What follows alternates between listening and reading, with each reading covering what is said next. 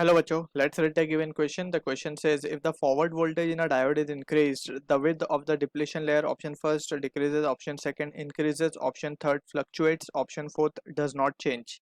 So इस question को समझने के लिए we have to have a clarity on forward voltage हम किसे कहते हैं and the depletion layer concept. Alright, so यहाँ पे forward voltage का मतलब ये है कि PN junction is forward biased. Alright, PN junction is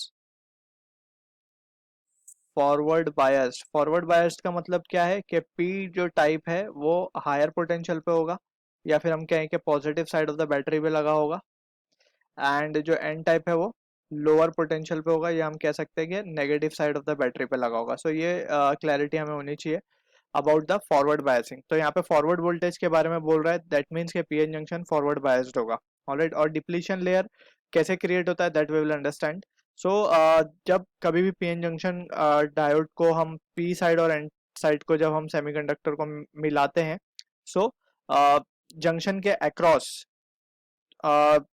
electrons और होल्स का मूवमेंट होता है. ऑलराइट, और उस मूवमेंट की वजह से एक डिप्लीशन लेयर या फिर हम यूं कह सकते हैं कि एक बैरियर पोटेंशियल क्रिएट होता है और उसी बैरियर पोटेंशियल को हम कहते हैं बैरियर वोल्टेज भी हम कहते हैं उसको.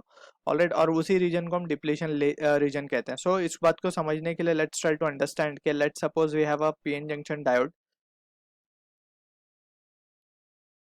ऑलराइट, ये पीएन जंक्शन डायोड है, ये इनका बीच का मेन जंक्शन है. यहाँ पे पी टाइप है, ये एन टाइप है. और पी टाइप में क्या होता है, मेजॉरिटी चार्ज कैरियर जो होते हैं होल्स होते हैं. So we are creating holes over here. Alright, N type में क्या होते हैं, इलेक्ट्रॉन्स होते हैं. मेजॉरिटी हमने चार्ज कैरियर को ड्रॉ किया है सिर्फ, और यहाँ पे एक लेयर डिप्लीशन लेयर क्रिएट हो जाती है. ऑलराइट, होता क्या है एक्चुअली में, जब ये दोनों को कंबाइन किया जाता है तो होल जो है फ्रॉम पी साइड वो एन साइड की तरफ मूव कर जाते हैं एंड यहाँ पे सारे होल्स आके स्टक हो जाते हैं, इमोबाइल हो जाते हैं बेसिकली यहाँ पे आके.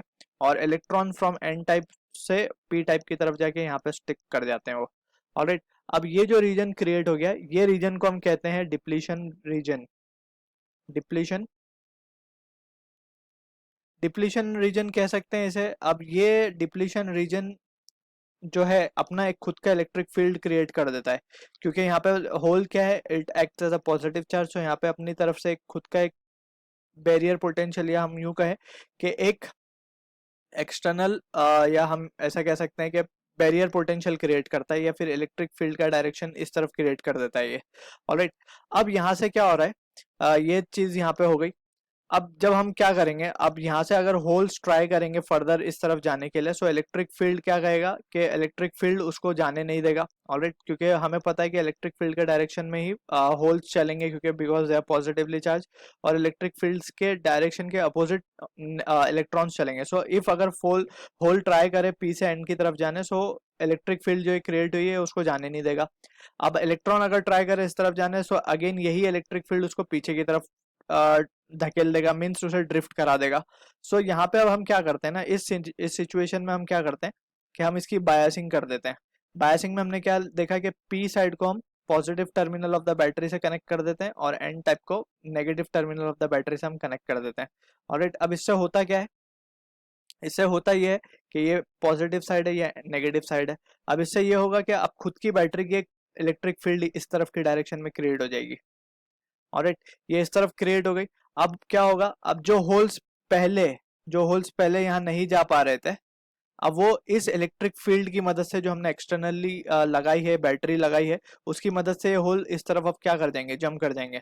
और सिमिलरली जो इलेक्ट्रॉन इस तरफ नहीं आ पा रहे थे, सो वो इलेक्ट्रॉन भी अब इस तरफ आ पाएंगे. ऑलराइट, सो इस बात से हमें क्या समझ में आया कि जब ये क्रॉसिंग ऑफ जंक्शन शुरू हो जाएगी बाय इलेक्ट्रॉन एंड होल्स, सो ये डिप्लीशन लेयर क्या होने लगेगा, पतला होने लगेगा, मीन्स छोटा होने लगेगा, क्योंकि ये इलेक्ट्रिक फील्ड जो छोटी वाली ई है अब ये डोमिनेट नहीं कर पाएगी, मतलब ये बहुत वीक हो जाएगी. सो वीक होने की वजह से क्या है कि ये जो डिप्लीशन लेयर है ये क्या हो जाएगा, ये पतला होता चला जाएगा. ऑलराइट, और ये पतला हो जाएगा तो मीन्स क्या है, बेसिकली हम इसको इस तरीके से समझ सकते हैं, डिप्लीशन जो है एक तरीके से हर्डल है.